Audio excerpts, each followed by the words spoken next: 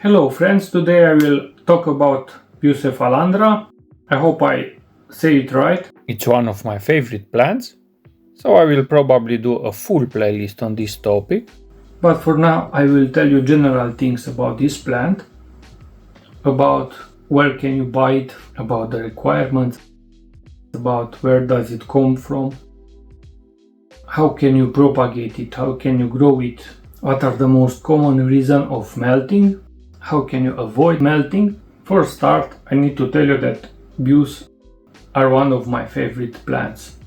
They come from nature, from Borneo Island in Indonesia, but it's spread to other regions of Asia as well. There are many different types of Bucephalandra with different colors, different shades, different leaf shapes. Some are curled, some are more round. It's one of the epiphyte plants because it usually grows on rocks or wood or other elements. You see that I have some rocks to attach it as well. By the way, most of the things that I say about Bus can apply to Anubias as well. You see, this one grows on a piece of dragonstone and looks absolutely amazing. We can grow Bucephalandra right in the substrate. You see that I have some of them in the substrate.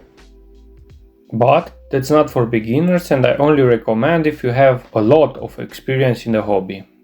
Until then, just like with other rhizome plants, add them on the hardscape.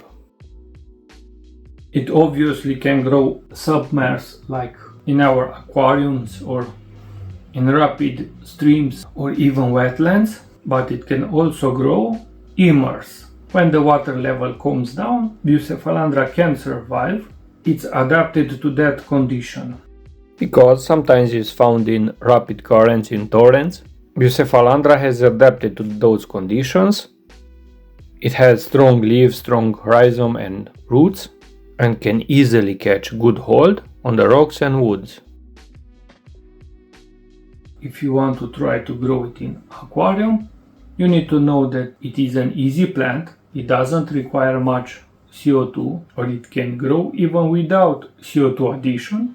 But if that plant was grown immersed, when you adapt it to your aquarium, especially if it is a low tech, it might melt away. It is the most common cause of Bus melting because outside of the water it has unlimited CO2 and in your aquarium it has very few. So the plant will suffer, will lose some of the leaves, maybe even the roots, but most of the time the rhizome will survive, and after a period of time it will shoot out more leaves, more roots, and the plant will survive. To minimize that, I recommend you to try to buy from other hobbyists. Avoid Bucephalandra that are grown immersed, or add them in high-tech aquariums first. It doesn't require much light. It can grow well in high light environment as well, but then it's more prone to algae. It has quite similar demands to Anubias, but to have a nice color and a healthy growth, it requires more light than Anubias. Just a little more. So you should plant Anubias in the shadier parts of the tank and your Bucephalandra closer to the light. That way it will have enough light. For Bucephalandra you need a good water flow and well spread around your tank, a very clean water, frequent water changes.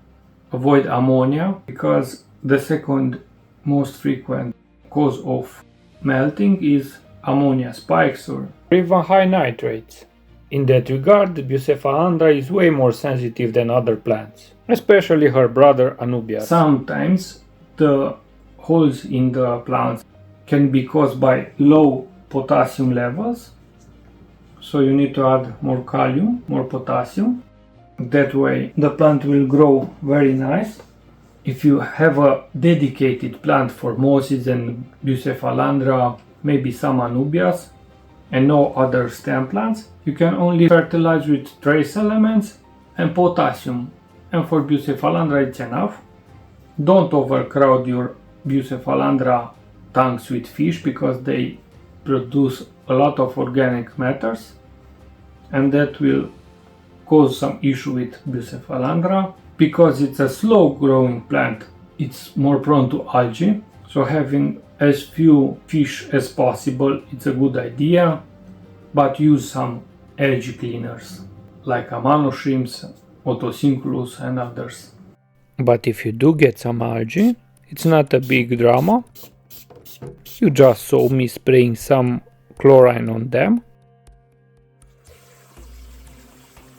And then rinse it very well and put it back to your aquarium. This species propagation can be done by seeds. You can see the plant flowers, but in the hobby we don't propagate it like that. We propagate it by cuttings. You just use a sharp scissors and cut the plant. You detach it from the rock and add it to another rock maybe. Just like so. After you cut it, both the tip and the base will generate more baby plantlets. Cut away all the leaves, those that have holes inside. This will stimulate the new growth of the plant. So that's it. It's not a complicated plant. You attach it to other rock pieces. I will show you in the next part of this video how to do that. You just need some cyanoacrylate and some new rocks. I will also make a short video about how to make a hardscape structures just for Bucephalandra. Check out that video as well when it will be available. Thank you very much. Good luck growing your Bucephalandra.